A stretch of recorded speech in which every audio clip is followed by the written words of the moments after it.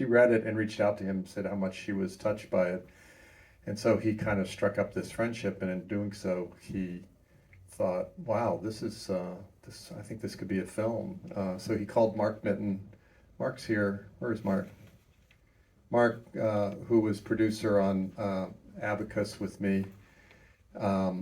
He called Mark, and Mark called me, and then we decided, based on what we learned from Dave and further reading, to just go to Cambridge, England, and spend a few days with Joan and interview her. Made her wear the same clothes for 3 days in a row. But we were just really taken with her. She was just an extraordinary person and storyteller, and her deep love for Ted. So Ted's story is pretty remarkable, but so she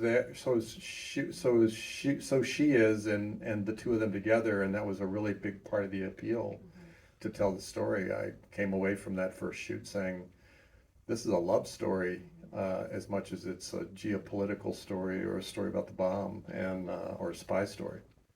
Was she cautious or reticent at all to dive in? The first day she was more cautious, partly because there had been some fledgling attempts over the years to try and do something that had not really kind of come to fruition, and so she was fairly skeptical that this would. So I remember the first day asking her to, talk about something and start to tell me about something, and she'd go, "Oh, do I really need to?"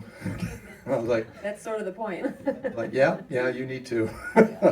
But certainly by the second day, she had thrown herself into it, in the third day, and then from then forward, she was very much into telling it, because she, I think she felt like, the book Bombshell does a nice job of telling the story, but that came out over 20 years ago, and not that many people read it, and so I think she really felt like this was an opportunity to tell Ted's story, in a way that it's sympathetic to Ted.